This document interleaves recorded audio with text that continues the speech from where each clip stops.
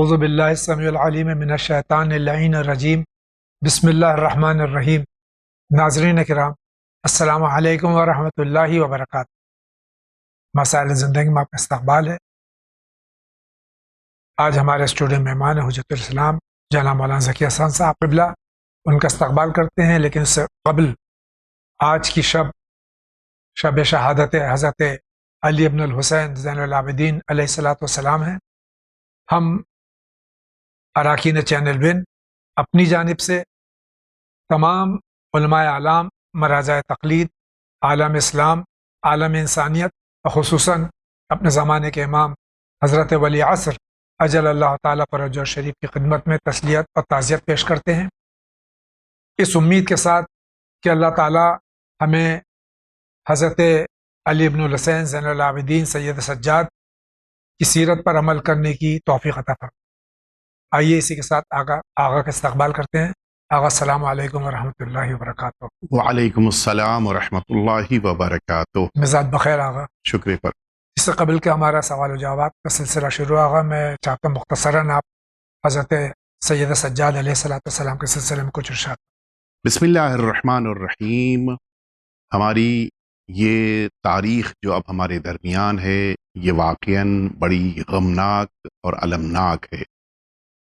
میدان کربلا میں ہمارے چوتھے امام سید سجاد علیہ الصلاۃ والسلام اگرچہ مصلحت پروردگار کی بنا پر ظاہری طور پر بیمار تھے، لیکن اس کے باوجود تمام منظر آپ نے اپنی نگاہوں سے دیکھے ہیں، اور ان سب کے ساتھ ساتھ واقعات کربلا کے بعد جو مصائب و آلام کا ہجوم تھا، ان سب کو امام نے برداشت کیا، اور ان سب کے درمیان وہ عظیم الشان ذمہ داری جو آقا نے انجام دی کہ سرکار سید الشہداء کے اس مشن کو اور امام حسین کی اس شہادت کو کوفے اور شام والوں تک اس طرح سے پہنچایا جو اس کا حق تھا۔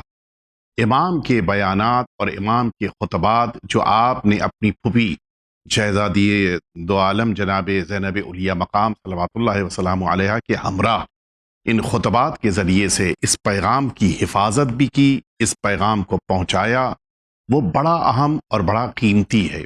اور اسی بنا پر امام کی شہادت بھی ہمارے لیے بقیہ بہت ساری وجہوں کے ساتھ ساتھ اس لیے بھی غم و الم کا سبب ہے کہ امام واقعات کربلا کے چشمدید گواہ بھی ہیں، اور ان واقعات کربلا کو دنیا والوں تک امام نے اپنی احادیث کے ذریعے سے پہنچایا ہے۔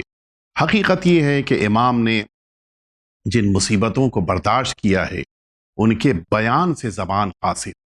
ایک انسان جو مرض کے عالم میں ہو، اس کے گلے میں بھی طوق موجود ہو، ہاتھ میں بھی آپ کے ریسمان ظلم بندھی ہو، کمر میں بھی آپ کے لنگر ہو، پیروں میں بھی آپ کے زنجیر ہو، ان تمام مصیبتوں کے ساتھ ساتھ ایک ایسے ناقے پر بٹھایا جائے کہ جس ناقے کے اوپر محمل بھی نہیں ہے۔ محمل کا بہت سارے کاموں میں ایک کام یہ بھی ہوتا ہے کہ محمل انسان کو کہیں پر بیٹھنے کے لیے ایک سہارا دیتی ہے اس بلندی پر، اور کچھ جگہوں پر تو امام کو پیدل چلایا گیا ہے۔ ان تمام مصائب و آلام کے ساتھ امام نے اس سفر کو طے کیا، اور پھر شام کی ان صعوبتوں کے درمیان، ان مصیبتوں کے درمیان امام حسین کے پیغام کو لوگوں تک پہنچایا۔ نتیجہ یہ ہوا کہ لوگوں کو پتہ چلا کہ امام حسین کی شخصیت کتنی عظیم ہے، اور لوگوں کو پھر پچھتاوا ہوا کہ امام کا وہ عظیم الشان کارنامہ ہے کہ جس کو دنیا ہمیشہ یاد رکھے گی۔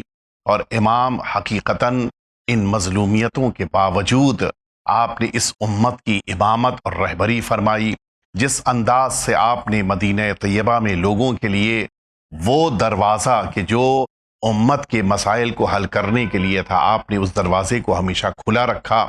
نہ جانے کتنی مصیبتوں کی آندھیاں آئیں، لیکن اس کے باوجود امام نے کبھی بھی لوگوں کو اپنے پاس آنے سے روکا نہیں، بلکہ ہمیشہ ان کے مسائل، ان کے سوالات، ان کی مصیبتیں، ان کی مشکلات، ان سب کا جواب امام نے اپنے زمانے میں اچھے انداز سے دیا۔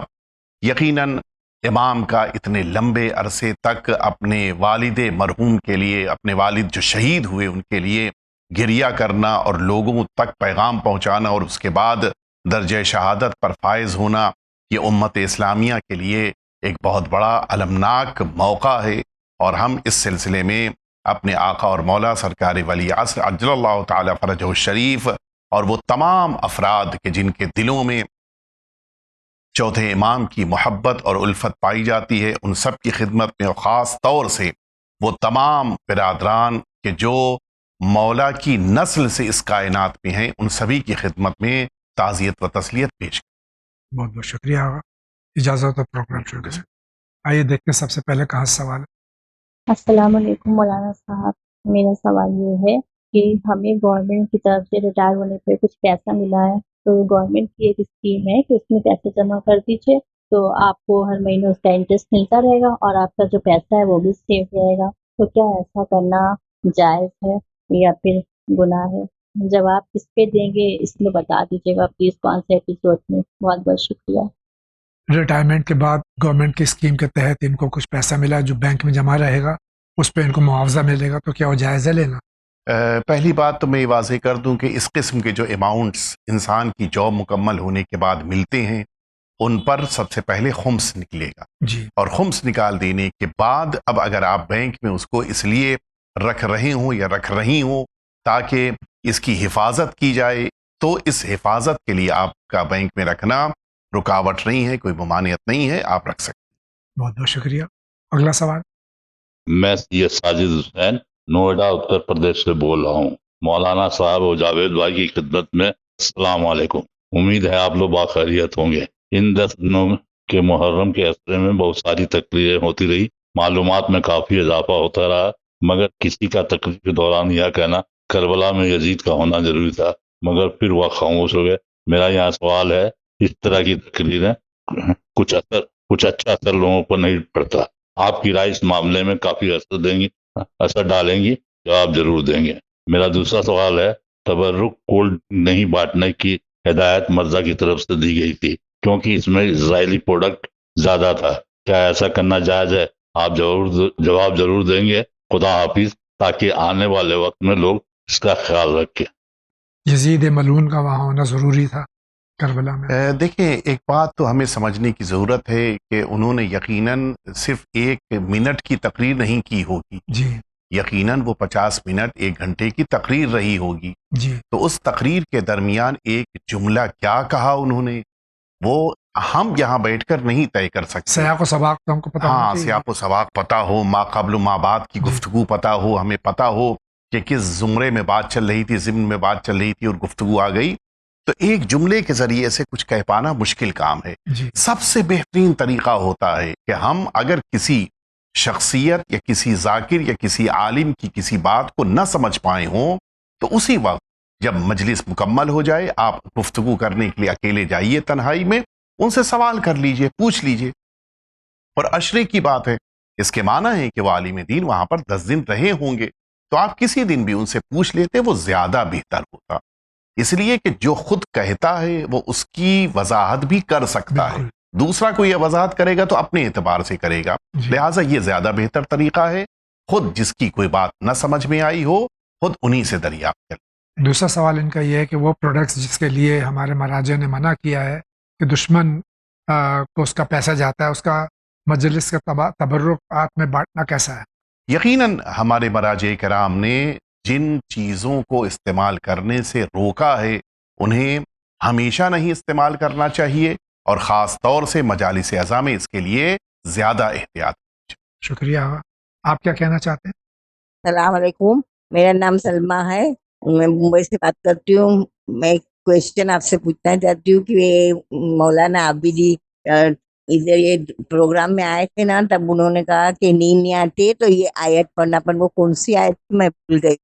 اب میرے ذہن میں بھی نہیں کہ آغا نے کون سی آیت۔ یقیناً یوٹیوب کے اوپر جی، ان کا ایپیسوڈ موجود ہوگا اس میں، جی۔ یعنی اگر مجھے یاد نہیں ہے کہ کون سی آیت انہوں نے۔ جی، ویسے یوں ہم نے جو دیکھا وہ روایتوں کی دنیا میں ہمارے لیے آیت الکرسی کے پڑھنے کی بڑی تاکید، البتہ آیت الکرسی سے مراد وہ 3 آیتیں، جی، ان 3 آیتوں کے پڑھنے کی بڑی تاکید وارد ہوئی ہے، خاص طور سے ان لوگوں کے لیے کہ جن کو نیند نہ آ رہی ہو۔ جی۔ روایت میں نے اس کا تذکرہ دیکھا ہے۔ شکریہ آغا. آگے بڑھتے ہیں. السلام علیکم مولانا صاحب اینڈ جاوید صاحب. میرا سوال یہ ہے کہ زیارت عاشوراء جب ختم ہوتی ہے اس کے بعد جو چھوٹی سی دعا جو 100 بار پڑھی جاتی ہے اس میں شروع میں اللہم لعن قتل الحسین پڑھا جائے گا یا اللہم لعن قتل الحسین پڑھا جائے گا؟ جیسا ہو جواب دیجیے. خدا حافظ. زیارت عاشورہ میں جو لعن ہے اللہم لعن قتلۃ الحسین ہے یا اللہم لعن قتلۃ الحسین؟ اللہم لعن قتلۃ الحسین. جی البتہ وہاں پر جو جملہ ہے وہ یہ جملہ نہیں ہے. جی وہاں پر جملہ ہے کہ اللہم لعن اول ظالم ظلم حق محمد جی. وآل محمد وآخر تابع له على ذلك اللہم لعن العصابة التي جاہدت الحسین وشایعت وبایعت وتابعت على قتله. یہ اور اس کے بعد وہ اللہم لعنہم جمیعا. جی تو ہمارے وہاں دونوں روایتیں موجود ہیں کہ شروع سے لے کے یہاں تک 100 دفعہ پڑھے یا صرف اللہم لعنہم جمیعا. صرف اس فقرے کو بھی اگر 100 دفعہ پڑھ لے تب بھی کافی. شکریہ آغا. آگے بڑھتے ہیں. السلام علیکم. کیا میں اپنے کریئر میں جو کرنا چاہتی ہوں وہ کر پاؤں گی؟ یہ اپنے کریئر میں کچھ کرنا چاہتی ہیں، کیا کر پائیں گی؟ دیکھیں اگر ہم نے مسلسل کوشش کیا اپنی محنت کو بروئے کار لاتے ہوئے اور بغیر کسی طرح کی چالاکی یا شرارت کیے ہوئے جی اگر واقعی طور کے اوپر ہم نے محنت کیا لیکن ساتھ میں اللہ کی عبادت اور بندگی کے ساتھ اگر اللہ رب العزت کی عبادت بھی کرتے رہے اور پھر ان عبادتوں کے ساتھ بندگی کے ساتھ اور جو اسلام نے قوانین اور شرائط ہمیں بتائے ہیں ان کو بھی اختیار کرتے رہے یقیناً کامیابی ملی. اللہ رب العزت نے کامیابی سب کے لیے رکھی ہے. بے شک. کوئی ایسا نہیں ہے دنیا میں کہ جو کامیاب نہ ہو. جی لیکن ایک شرط ہے جی وہ کامیابی وہ نہیں ہے جو ہم اور آپ سوچتے ہیں. جی اللہ جس کو کامیابی سمجھتا ہے وہ کامیابی وہ ضرور عطا کرے گا. ہو سکتا ہے کہ ہم جو ایم لے کر بڑھ رہے ہوں ضروری اس کو اچیو کر پائیں لیکن بہرحال جو اللہ نے ہمیں کامیابی دینا چاہی ہے وہ کامیابی ہمیں یقیناً. بہت بہت شکریہ آغا. ان کا سوال بھی دیکھتے ہیں کیا ہے. السلام علیکم. میرا نام سید ریاض حسین جعفری، میں ناگپور شہر سے. عزت مآب سید علی جاوید زیدی صاحب اور حجت اسلام کی خدمت میں بہت بہت سلام. یہ 3 سوال ہے. پہلا سوال ہے کہ ولی، امام، خلیفہ یہ عہدہ کون بناتا ہے؟ اگر اس عہدے کو کوئی انسان بنا لے تو وہ اللہ کی عدالت میں کیا کہلائے گا؟ اس کے بعد سوال ہے کہ چینل وین ایجوکیشن ٹرسٹ صدقہ دینا بہت آسان کر دیا ہے، لہذا تمام مومنین کرام حصہ لے. چینل وین صدقہ QR کوڈ اپنے موبائل میں آن کرتے وقت صدقے کی نیت کرے یا بعد میں صدقہ نکالنے پر نیت ہو سکتی ہے؟ نیت ایجوکیشن ٹرسٹ بتائے کیسے نکالے، مہربانی. تو سوال ہے تیسرا، کیا ابھی کسی بچے کی مدد ایجوکیشن ٹرسٹ صدقے سے کی ہو، اسکول کھل گئی ہے، وہ کون ہے، اسے اگر ریاکاری نہ ہو تو دکھائے. یہ ایجوکیشن ٹرسٹ کا قوم کے لیے بہت بڑا کام ہے. اب ہماری قوم ایجوکیشن سے محروم نہیں رہے گی. جواب عنایت فرمائے. شکریہ. خدا. ولی، خلیفہ وغیرہ بنانا اللہ کا اختیار ہے یا بندہ خود بنا صرف سکتا ہے؟ اللہ کا صرف اللہ بنا سکتا ہے. بندہ بنائے گا تو اس کا کوئی اعتبار. کوئی اعتبار نہیں.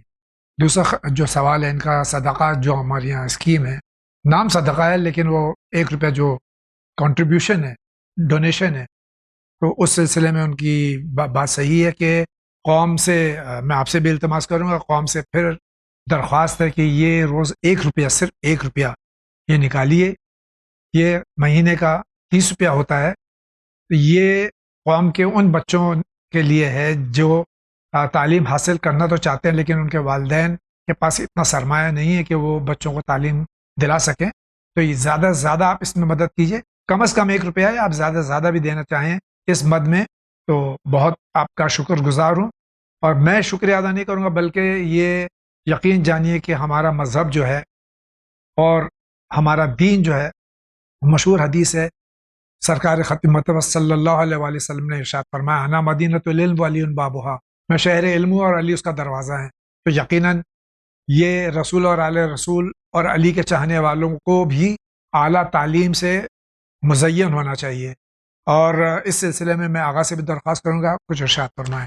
بہت ضروری ہے کہ ہم جس طرح سے اپنے بچوں کی تعلیم کے لیے اہتمام کرتے ہیں اسی طرح سے اپنی قوم کے بچوں کے لیے بھی آگے آئیں، ان کی بھی مدد کریں.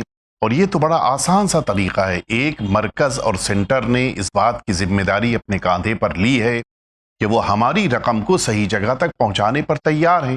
ایسے ہمیں ڈھونڈنا پڑتا، تلاش کرنا پڑتا، نہ جانے مستحق تک پہنچتا نہ پہنچتا، لیکن یہ کام ون نے اپنے ذمے لیا ہے.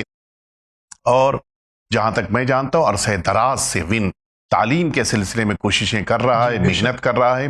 اب ہمیں بھی موقع ملا ہے کہ ہم اس میں شامل ہو سکیں اور ان معمولی قسم کی رقومات کے ذریعے سے ہم وہ عظیم الشان ثواب حاصل کریں جو اللہ رب العزت نے تعلیم کو نشر کرنے والوں کے لیے قرار دیا ہے. ہمیں کوشش کرنی چاہیے. آئیں، 1 روپیہ تو کم سے کم مقدار ہے، زیادہ سے زیادہ مقدار آپ جتنی بھی دے سکتے ہیں ضرور اس رقم کو آپ ون تک پہنچائیے. اور اس رقم کے ذریعے سے جب قوم ترقی کرے گی، ملک ترقی کرے گا، دنیا میں علم کا چرچا ہوگا، تو جہاں تک یہ تعلیم یافتہ افراد آگے جائیں گے ثواب انہیں ملتا رہے گا کہ جنہوں نے، پھر یہ نہیں دیکھا جائے گا کہ انہوں نے 1 لاکھ دیا تھا یا 1 روپیہ دیا تھا. اللہ کی بارگاہ سے ثواب ان کو ملے گا. لہٰذا آئیے ایک دوسرے کا تعاون کریں، آگے بڑھیں، اور جس طرح سے بھی جیسے بھی ممکن ہے تعلیم کو نشر کرنے کے لیے ہم سب میدان میں آئیں اور ان کوششوں کو اس طرح سے ون کا ساتھ دیتے ہوئے اجاگر کریں کہ پوری دنیا یہ مانے کہ یہ اس قوم کے ماننے والے ہیں، اس امیر کے ماننے والے ہیں کہ جو اللہ رب العزت کی بارگاہ سے سب سے زیادہ علم لے کر کائنات میں آئے اور انہوں نے علم کو دنیا والوں تک پہنچایا. ہمارے برادر نے ایک بات پوچھی ہے کہ ہمیں نیت کب کرنی ہے صدقے کی. یہ دونوں موقعوں پر نیت ہو سکتی ہے. آپ جب وہ پیسہ ٹرانسفر کر رہے ہوں اس موقع پر بھی آپ نیت کر سکتے ہیں. ہر روز جب 1 روپیہ نکال رہے ہوں اور بڑا اماؤنٹ ہو جائے تب بھیجنا چاہ رہے ہوں ہر روز بھی نیت کر سکتے ہیں. حتیٰ اگر وہ اماؤنٹ آپ نے بھیج دیا یہاں ریسیو ہو گیا تب بھی اگر آپ نیت کر رہے ہیں تب بھی اس صورت میں آپ کو اس کا ثواب یقیناً ملے گا انشاءاللہ. تیسری جو بات ان کی ہے وہ ان کی جو خواہش ہے وہ ایڈمن تک پہنچا دی جائے گی کہ یہاں نشر کریں ان افراد ان بچوں کے نام یا ان اداروں کے نام جہاں تک یہ رقم جا رہی ہے، تو یہ ایڈمن تک آپ کی خواہش پہنچا دی گئی. انشاءاللہ دیکھتے ہیں. یقیناً یہ ذمہ داری اور یہ بات ان تک پہنچانے کی ضرورت ہے، لیکن میں یہاں پر ایک ادنا سی درخواست کروں گا کہ ان لوگوں کے نام ظاہر کرنے یا جن لوگوں نے حاصل کیا رقم ان کے نام لوگوں کے سامنے پیش کرنے کی زیادہ ضرورت نہیں ہے. اس لیے کہ یہ وہ کام ہوتے ہیں کہ جن کاموں سے یہ تو احساس پیدا ہوتا ہے کہ اعتبار پیدا ہوا، لیکن اس کے جو نقصانات ہیں وہ شاید وہ بھی سامنے آ سکتے ہیں. جن کو ملا ان کو شرمندگی ہوگی، جنہوں نے دیا ان کے اندر بھی شاید ہو سکتا ہے کہ ذرا سا احساس پیدا ہو جائے کہ میں نے دیا. لہٰذا اگر اس کو صیغہ راز میں رکھا جائے اور نہ بتایا جائے یہ زیادہ بہتر ہے. لیکن بہرحال یہ ایڈمنسٹریشن اس سلسلے میں بہتر فیصلہ کریں گے اور وہ چاہیں تو اس کو آیا کر. بہت بہت شکریہ. اگلا سوال. جاوید بھائی مولانا صاحب السلام علیکم. میں حیدرآباد سے ہوں. نماز شب کے بارے نماز شب کبھی بھی پڑھ سکتی کیا؟ اور نہ کاروبار میں ترقی ہونے کی وجہ سے بولیے نا، اور کچھ میری دعا قبول نہیں رہی، کوئی دعا قبول ہونے کا سے بتائیے نا. نماز شب کس وقت پڑھنی چاہیے؟ نماز شب کا جو اصل وقت ہے وہ نماز صبح سے، اذان نماز صبح سے پہلے کا ہے. یعنی اتنی دیر پہلے انسان بیدار ہو جائے کہ نماز شب 11 رکعت صحیح مکمل شکل میں پڑھ سکتا ہو. اور اگر اس کے لیے گنجائش نہیں ہے کہ صبح میں اٹھ کر نماز پڑھ پائے یا کبھی اتفاقاً آنکھ دیر سے کھلی تو دوپہر کی نماز تک اس کو قضا کرنے کی اجازت ہے. اور اگر پہلے سے ہی یقین ہے کہ میں نہیں اٹھ پاؤں گا شب ہی میں تو رات کو پڑھ کر سونے کی بھی اجازت دی گئی ہے. جہاں تک دوسرے سوال کی بات ہے کہ رزق میں برکت، تو آپ نماز شب شروع کر دیجئے تمام شرائط کے ساتھ. اللہ رب العزت نے وعدہ کیا ہے جس دن نماز شب پڑھی جاتی ہے اس دن کے رزق کی ذمہ داری خود اللہ نے لی ہے.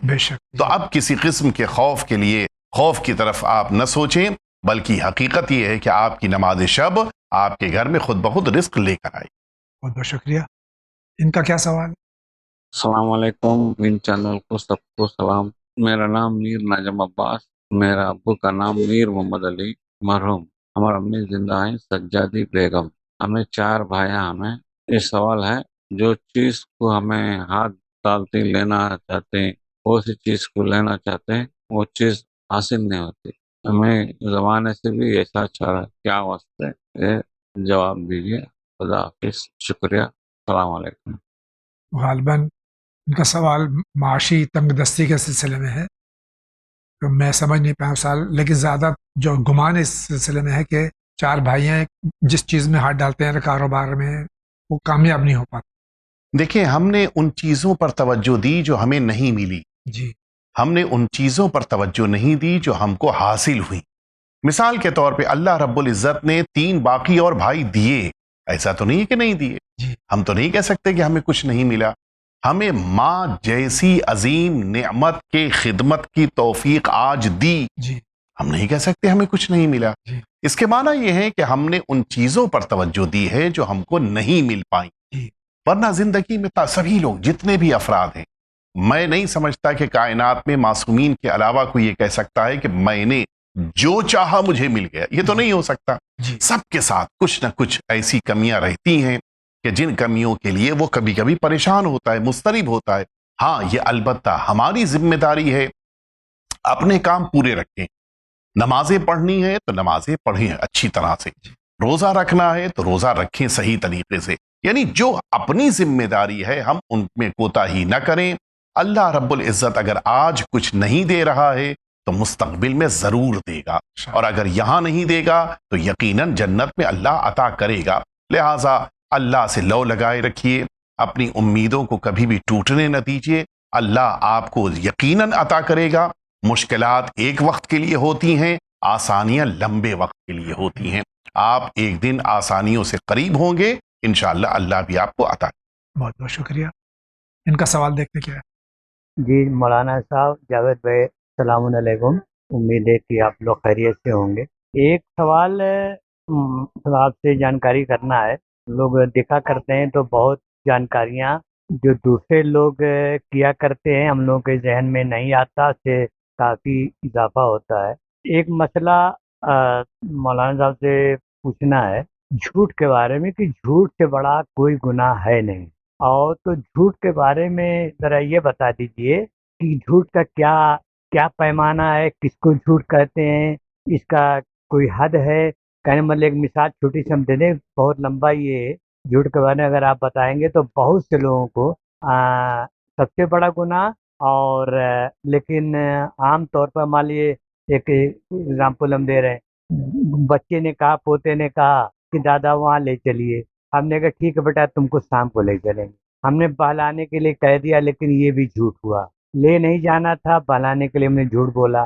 ایسے تمام اپنی زندگی میں بہت سے واقعے آتے ہیں کہ ہم جھوٹ نہیں بولتے ہیں، لیکن کہیں نہ کہیں یہ جھوٹ. اب آپ کو یہ بتانا ہے کہ کیا یہ جھوٹ کا پیمانہ کیا ہے، کس کو جھوٹ کہتے ہیں، کس کو جھوٹ نہیں کہتے ہیں، کتنا بولا جا سکتا ہے، وغیرہ وغیرہ. تو اس پر اگر آپ روشنی ڈالیں گے تو ہم کو پلس بہتوں کو اس کا جانکاری ہو جائے گی. خدا حافظ. جھوٹ کس حد تک بول سکتے ہیں یہ تو خیر نہیں، جھوٹ بولنا ہی نہیں چاہیے، لیکن پیمانہ کیا ہے جھوٹ. ہمارے بزرگوار نے، چونکہ انہوں نے کہا کہ پوتا پوچھتا ہے تو اس سے محسوس ہوا، ہمارے بزرگوار نے 2 باتیں پوچھی، اور شاید وہ خود بھی متوجہ نہیں تھے کہ انہوں نے 2 باتیں پوچھی ہیں. جی میں دونوں باتیں واضح کیے دیتا ہوں. ہر گفتگو جھوٹ نہیں ہوتی. جی ہمارے ذہنوں میں تصور یہ ہے کہ جو سچ نہ ہو وہ جھوٹ ہے. جی ایسا نہیں ہے. روایتوں میں وارد ہوا ہے کہ ہمارے اور آپ کے چھٹے امام جعفر صادق علیہ السلام نے بیان فرمایا کہ الکلام ثلاثہ، 3 طرح کی گفتگو ہوتی ہے: الصدق والکذب واصلاح بین الناس. ایک سچ بولنا، دوسرے غلط بیانی سے کام لینا، جھوٹ جو ابھی میں بتاؤں گا کہ جھوٹ کیا ہے، اور تیسرے کبھی کبھی ایسا ہوتا ہے کہ انسان 2 لوگوں کے درمیان آپسی تعلقات کو بحال کرنے کے لیے وہ بات اپنی زبان سے کہتا ہے جو صحیح نہیں ہے. مقصد کیا ہوتا ہے؟ ان دونوں کو ملا دینا. جیسے مثال کے طور پہ ہم کہیں بیٹھے ہیں، وہاں پتہ یہ چلا کہ کوئی صاحب کسی صاحب کی برائی کر رہے ہیں. اب ہماری ذمہ داری نہیں ہے کہ من و عن یہاں سے وہ جملے اٹھا کے وہاں پہنچا دیں. جی گرچہ یہ سچ بولیں گے، جی لیکن یہ سچ بولنا صحیح نہیں ہے، جی اس لیے کہ 2 لوگوں میں عداوت پیدا ہوگی. جی ہماری ذمہ داری کیا ہے ہم وہاں کے اوپر ان کلمات کو استعمال کریں کہ جن کلمات سے وہ جو برائی کر رہا تھا وہ برائی نہ سامنے آئے، اور دوسرے یہ کہ ان کلمات کے ذریعے سے ان دونوں میں آپس میں دوبارہ اتحاد پیدا ہو جائے۔ یہ ہمارے وہاں روایتوں میں اس کی بڑی تاکید وارد، خاص طور سے شوہر زوجہ کے درمیان، خاص طور سے دو بھائیوں کے درمیان، خاص طور سے دو پڑوسیوں کے درمیان، اور یہ خوب ہوتا ہے کہ اگر کسی کی کوئی بات سنی تو اب وہ انسان بے چین ہے کہ فوراً پہنچا دیا جائے۔ نہیں پہنچانا ہے، ہماری ذمہ داری پہنچانا نہیں ہے، بلکہ ذمہ داری ہے کہ نہ پہنچائیں۔ ایک بات۔ دوسری بات، ہمارے برادر نے یہ بات پوچھی کہ جھوٹ کیا ہے۔ میں یہاں پر واضح کر دوں، یہ جو ہمارے پوتے نے کہا کہ مجھ کو جانا ہے یا کہیں چلنا ہے، اور ہم نے اس سے کہا کہ شام کو لے چلیں گے، جبکہ ہم شام کو نہیں لے جا رہے ہیں، یہ جھوٹ نہیں ہے۔ جھوٹ ہمیشہ اخبار کے بارے میں ہوتا ہے۔ اخبار یعنی وہ باتیں جو پاسٹ میں ہوئی ہیں، ان کے بارے میں جب ہم خبر دے رہے ہوں تو صحیح بات کہہ رہے ہوں تو سچ، جو ہوا ہے وہ نہیں بیان کر رہے ہیں تو جھوٹ۔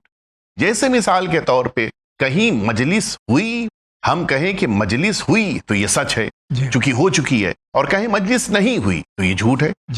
لیکن اگر مستقبل کے بارے میں، فیوچر کے بارے میں کوئی خبر دے رہے ہیں تو یہ عربی زبان میں بھی اور ہماری زبان میں بھی یہ خبر نہیں کہلاتی ہے، یہ انشاء کہلاتا ہے۔ یعنی مستقبل کے بارے میں خبر دینا، مستقبل کے بارے میں کہی گئی بات جھوٹ یا سچ نہیں ہوتی۔ مثال کے طور کے اوپر میں جب یہ کہوں کہ کل میں جاؤں گا تو اب اس میں جھوٹ اور سچ کی بات نہیں ہے۔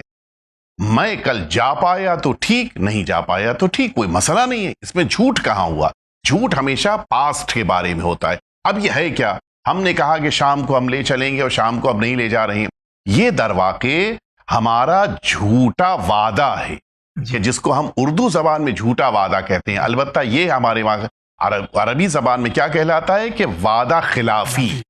تو یہ وعدہ خلافی جھوٹ نہیں ہے۔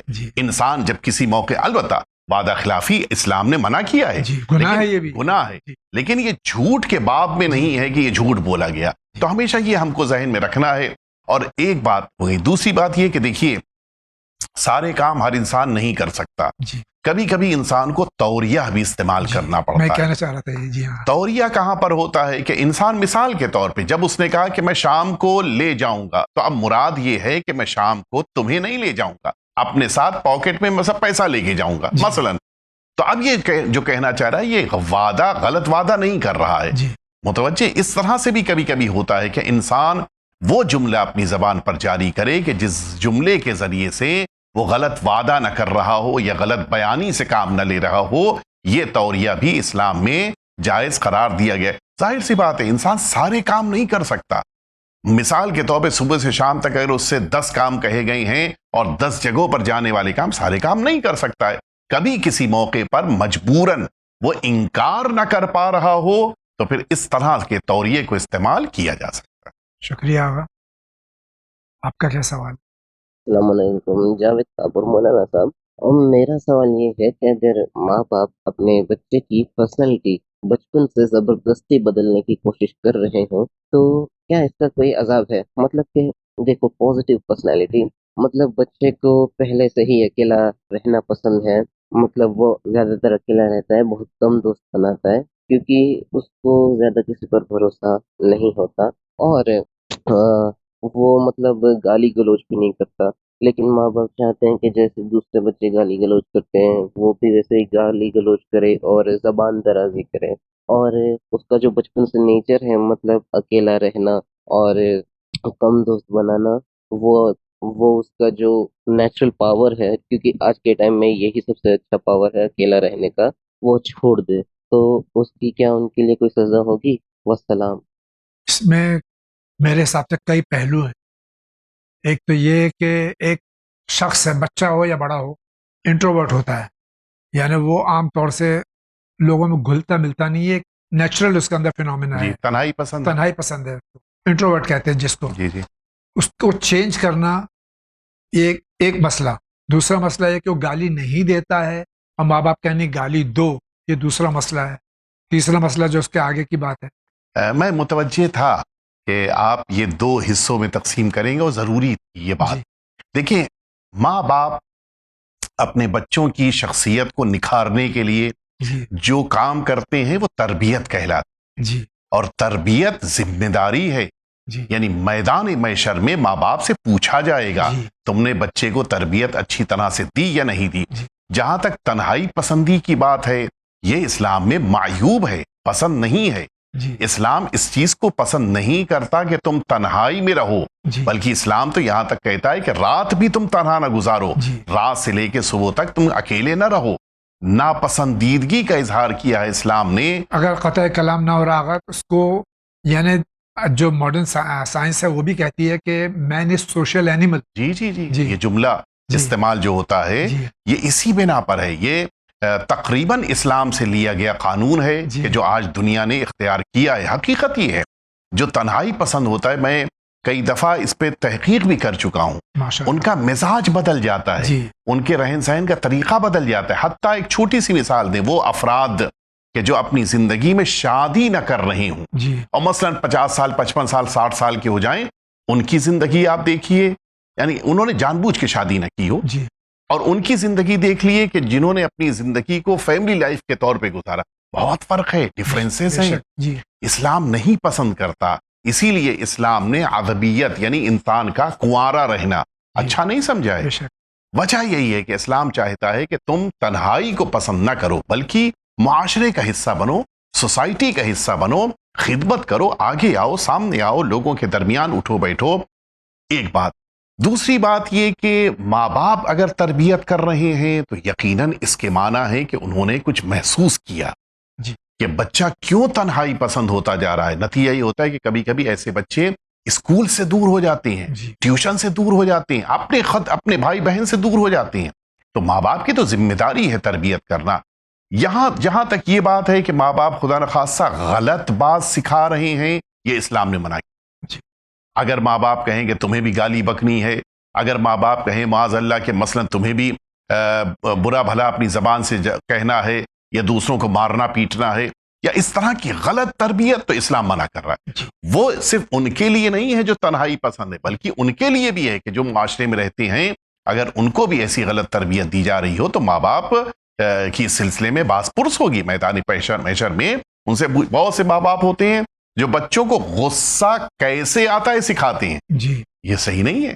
جی ہمیں اپنے بچوں کو یہ نہیں سکھانا ہے کہ غصہ کیسے کرو، یہ سکھانا ہے کہ غصے کو قابو میں کیسے کرو، یعنی برعکس نہیں ہونا چاہیے.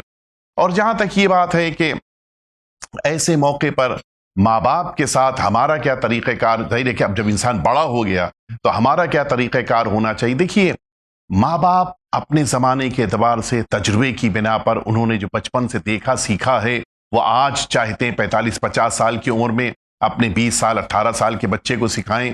ان کی زندگی یقیناً، ان کے تجربیات یقیناً ہمارے لیے بڑے اہم ہیں.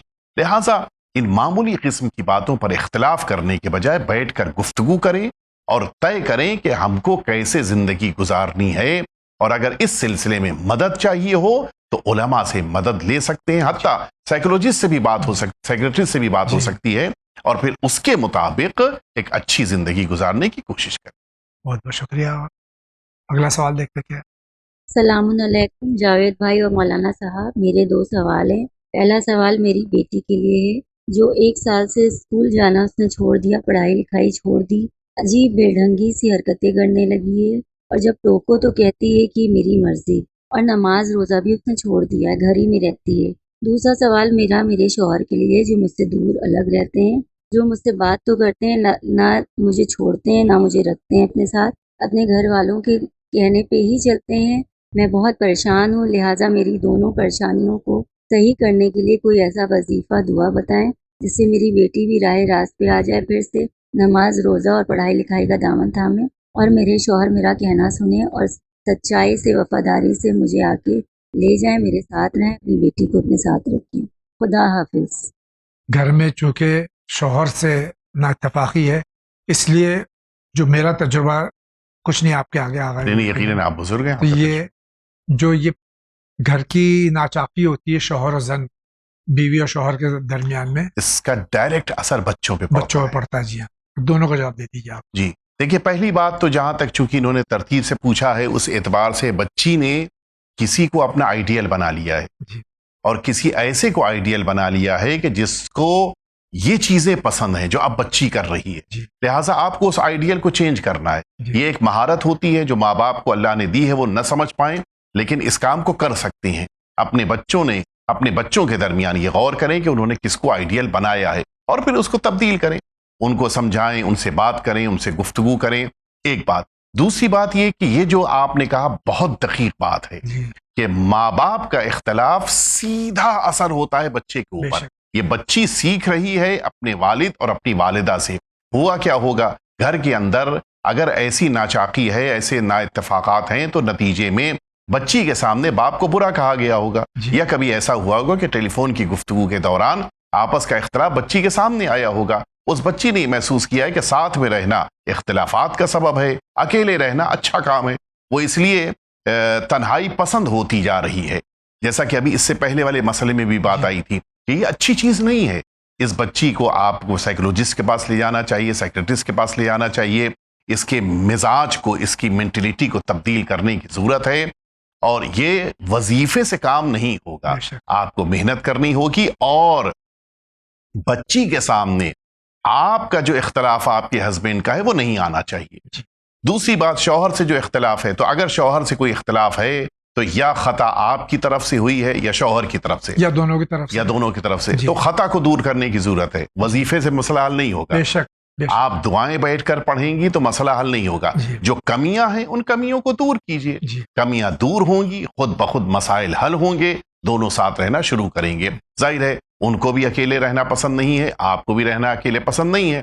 آپ کو ساتھ میں رہنا ہے تو پھر ایک دوسرے کی بہت سی باتوں کو نہ صرف یہ کہ درگزر کرنا ہے بلکہ معاف بھی کرنا ہوگا. لہٰذا بچی کے لیے قربانی دیتے ہوئے ایک نئی زندگی شروع کیجئے. انشاءاللہ پروردگار آپ کے گھر میں برکتیں عطا فرمائے. بہت بہت شکریہ آغا. ان کا کیا سوال ہے؟ السلام علیکم قبلہ، میرا نام علی ہے، میں یو پی سے بات کر رہا ہوں. میرا سوال یہ ہے کہ کسی انسان سے اگر گناہ ہو جاتا ہے جانے یا انجانے میں، اس کے بعد وہ خدا کی بارگاہ میں توبہ کرتا ہے لیکن پھر بھی اسے شک ہے کہ اس کی توبہ قبول نہیں ہوئی، اس طریقے سے ہم خدا کی بارگاہ میں توبہ کر سکتے ہیں کہ انسان کو یقین ہو جائے کہ ہاں خدا نے اس کو معاف کر دیا ہے؟ السلام علیکم ورحمۃ اللہ وبرکاتہ. گناہ، توبہ، پھر گناہ، پھر توبہ، کیسے پتہ چلے اللہ نے معاف کیا؟ نہیں دیکھیں، یہ تو روایتوں میں بھی ہے کہ اسی گناہ کو دہرانا اس بات کی علامت ہے کہ وہ گزشتہ توبہ قبول نہیں ہوئی. جی آپ کو توبہ پھر سے کرنی ہے. آنکھوں میں آنسو کا آ جانا اور دلوں میں سکون کا پیدا ہو جانا یہ روایتوں میں وارد ہوا ہے کہ اس سے پتہ چلتا ہے کہ انسان کی توبہ قبول ہوئی. لیکن تیسری شرط بھی وہی جو ابھی گفتگو میں بات آئی کہ انسان اس گناہ کو دوہرا نہ رہا ہو. اگر دوہرا رہا ہے اس کے معنی ہے کہ گناہ توبہ کرنے کے باوجود معاف نہیں کیا گیا ہے. بہت بہت شکریہ. آگے بڑھتے ہیں. السلام علیکم، میں کرگل لنکر سے بول رہا ہوں جناب. میں ملازم ہوں، میرا تنخواہ جو ہے سال میں 2-5 لاکھ ہوتا ہے. مجھے خمس ہوتا ہے کہ نہیں خمس لگتا ہے کہ نہیں خمس، کیونکہ میرا ہاتھ میں رہتا نہیں ہے لیکن ختم، لیکن سال میں میرا تنخواہ جمع کرنے سے 5-6 لاکھ ہوتا ہے، لیکن ہمارے پاس اس وقت کیش نہیں ہے، خمس لگے گی نہیں. السلام علیکم. اس سلسلے میں جو خمس کا کیا مسئلہ ہے؟ ہمارے برادر نے بات مکمل نہیں کی.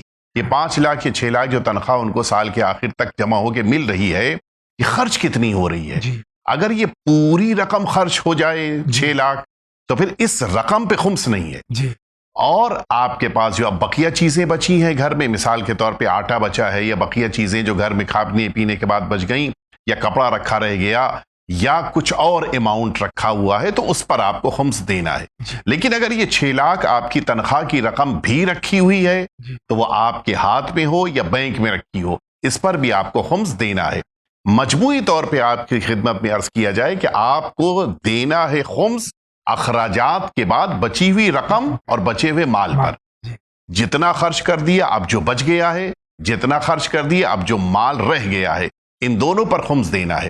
اب یہ جو مال اور یہ آپ کی رقم چاہے وہ بینک میں رکھی ہو یا آپ کے گھر میں رکھی ہو، آپ کے ہاتھ میں کیش کی شکل میں ہو یا چیک کے ساتھ، یہ مثلا بینک میں رکھی ہو، آپ کیش ان ہینڈ اور کیش ان بینک، جی ہر صورت میں آپ کو بچی ہوئی رقم کے اوپر خمس دینا ہے.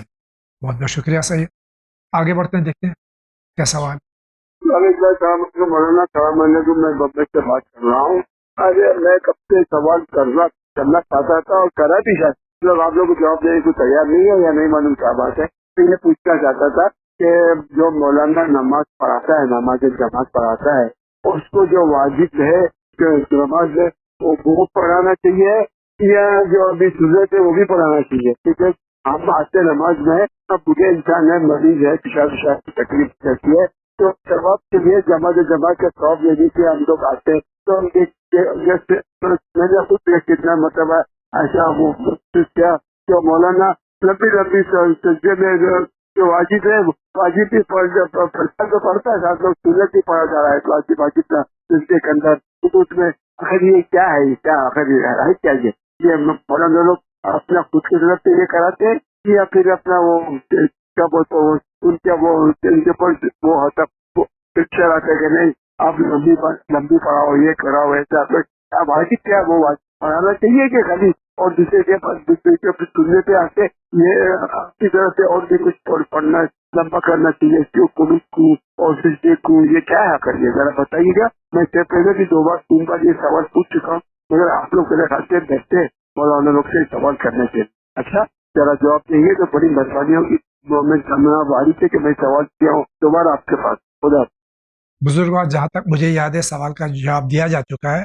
गालिबन आपकी नज़र में से आपसे चूक हो गई होगी कि आपने नहीं सुना होगा, फिर भी हम ये सवाल ले लेते हैं।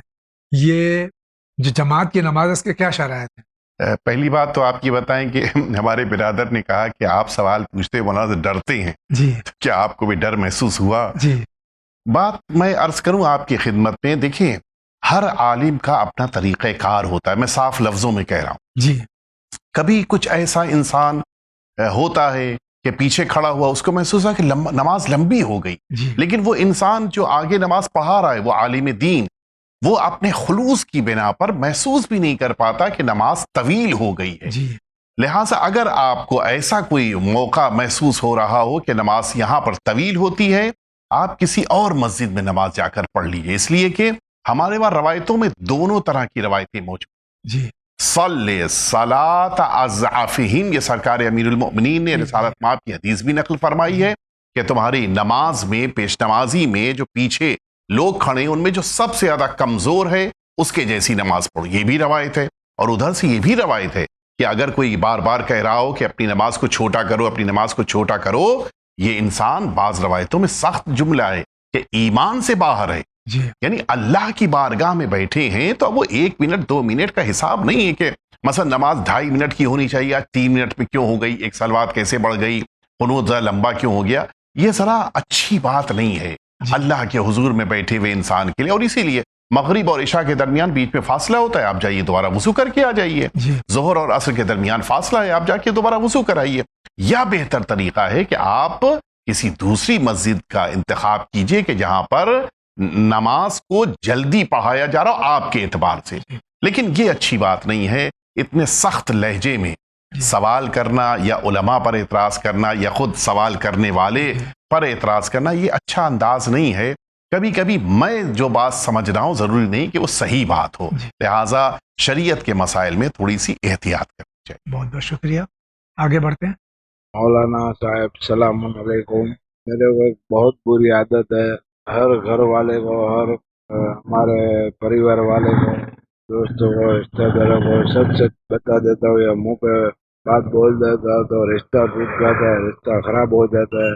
तो हम क्या करें, झूठ बोले की तारीफ करें या सच बोलना छोड़ दे? सच बोलना बहुत अच्छी बात है, लेकिन कभी आदमी को मसलहतन, शरई मसलहत के तहत खामोश रहना क्या सही नहीं है?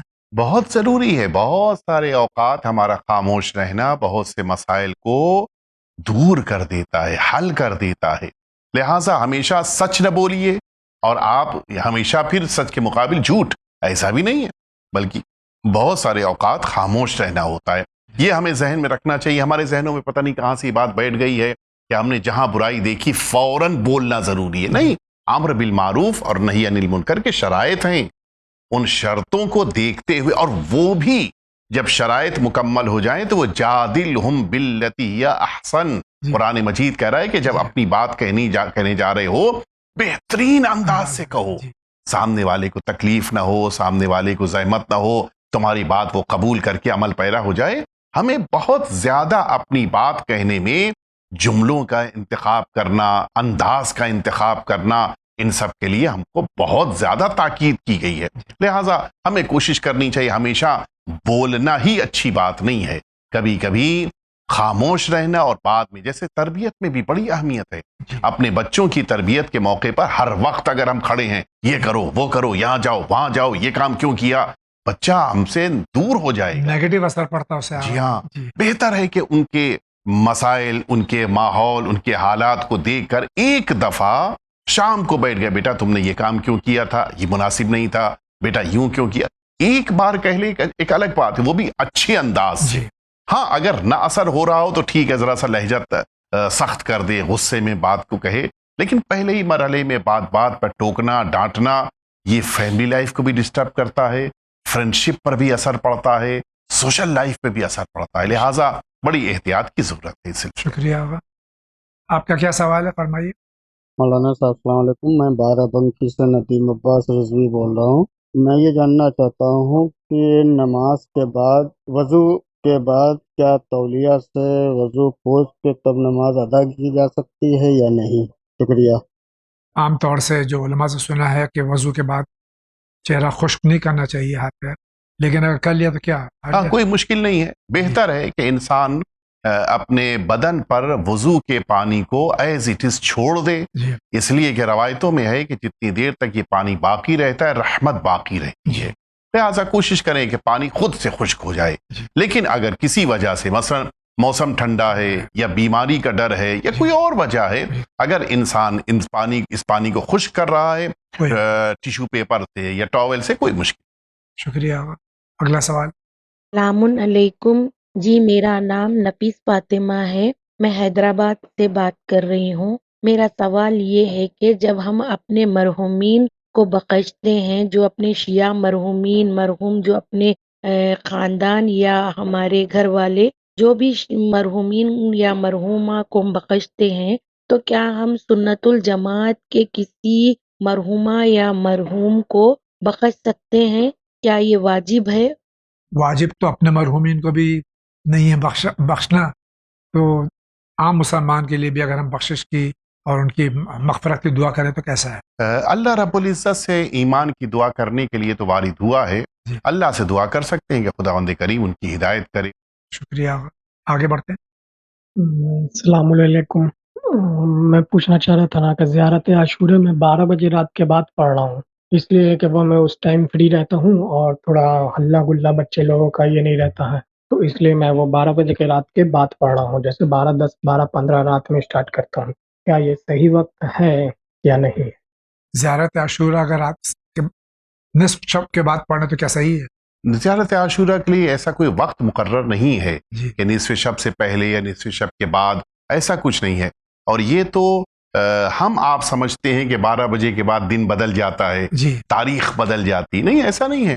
اسلام کے اعتبار سے تو غروب سے دن شروع ہوتا ہے، یعنی وہ تاریخ، اور پھر وہ اگلے دن غروب تک، سورج کے ڈوبنے تک رہتا ہے وقت. تو ایسا نہیں ہے، آپ کسی ٹائم بھی اگر پڑھ رہے ہیں صحیح طور پہ، اگر آپ توجہ کے ساتھ زیارت پڑھ لیں تو کوئی وقت کی قید نہیں ہے، کسی ٹائم بھی آپ پڑھ سکتے.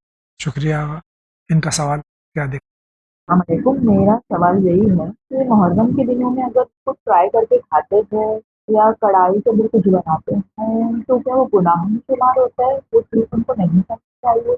اگر ہم کچھ کڑھائی میں بنا کے کھا لیتے ہیں، اور جیسے بولا جاتا ہے محرم میں مچھلی نہیں کھانا چاہیے، تو ان ساری چیزوں میں کیا شرائط ہے؟ یو پی وغیرہ میں کڑھائی نہیں چڑھائی جاتی ہے ایام اعضاء میں، یا سوئیاں وغیرہ نہیں بنتی ہیں، جس کا شریعت سے تعلق نہیں ہے، لیکن کیا یہ کرنا اس کو شریعت کا جز بھی نہیں سمجھتے لوگ، یہ کرنا کیسا ہے؟ دیکھیں، ایام اعضاء کا اپنا ایک احترام ہے، اور یہ احترام صرف یہیں کی بات نہیں ہے. مثلا میں ایران اتنے سال تھا تعلیم کے سلسلے میں، وہاں کا بھی طریقہ کار ہے. محرم کے زمانے میں کوئی کالا لباس چھوڑ کر کوئی اور لباس نہیں پہنتا. یہ ان کا ایک احترام ہے.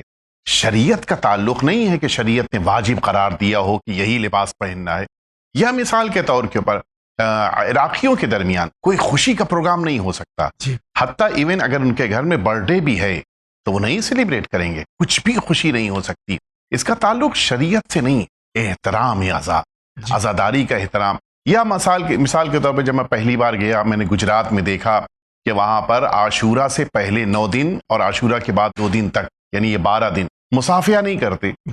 तो मुसाफिया करना या मुसाफिया क्या न करना, इन दोनों का शरीयत की तरफ से कोई हुक्म नहीं है कि वाजिब है मुसाफिया करना और तर्क कर देना हराम हो जाए। नहीं, एहतराम अज़ा में उन्होंने अगर मुसाफिया नहीं किया, अच्छी बात है, सरकार सीधे शुहदा का एहतराम है। इसी तरह से हमारे मुंबई शहर में चूंकि कल्चर मिक्स है, सारे हिंदुस्तान के मोमिनीन जमा हैं, तो अलग अलग तरह के तरीक़ेकार यहाँ पर भी पाए जाते हैं। बहुत से लोग जेवरात उतार देती हैं, ख़वातीन बहुत सी नहीं, बाज़ उतारती हैं। बाज़ हैं कि जो अपने घरों में खुशी के खाने मसलन न्याज के लिए पका लेती हैं, बाज़ ख़वातीन नहीं बनाती। जैसे आपने सिवई की मिसाल दिया, बाज़ जगहों के ऊपर सिवई पर न्याज होती है 8 तारीख को मुहर्रम की, गुजरात वगैरह में तो ये जी हाँ। लेकिन हमारी तरफ कभी कभी यूपी में अगर ये बात जिक्र भी आ जाए तो बहुत बड़ा ऐब समझा जाता है। तो जो जिस इलाके में एहतराम अज़ा के तौर पर रस्म राइज है, उसको इख्तियार करना अच्छी बात है, उस वक्त तक जब तक कि वो शरीयत के खिलाफ ना हो। उन्हीं में से ये भी है कि इंसान का अपने घर में कढ़ाई चढ़ाना, किसी चीज को तलना, चूंकि ये चीजें खुशी की अलामत, बाज जगहों पर मसला इराक आप चले आइए, वहां के ऊपर इसको खुशी की अलामत नहीं समझा जाता, लिहाजा वो आराम से कढ़ाई चढ़ा रहे हैं, तल रहे हैं, खा रहे हैं, हत्ता न्याज भी खिला रहे हैं। हत्ता यूपी में भी बकिया लोग न्याज के लिए कढ़ाई तल में कोई सामान, कोई चीज तल के न्याज के तौर पे खिलाते हैं। वो मुश्किल नहीं है, घरों में इसका रिवाज नहीं है। लिहाजा अगर इसके लिए एहतियात की जाए तो ये एहतराम अज़ा का एक हिस्सा है, और अगर इमाम हुसैन के एहतराम में है तो ये सवाब का भी जरिया बन जाएगा। बहुत बहुत शुक्रिया। नाज़रीन किराम, इसी के साथ जा रहे हैं एक मुख्तसर से ब्रेक पे। आप कहीं नहीं जाइए, अभी हाजिर हो।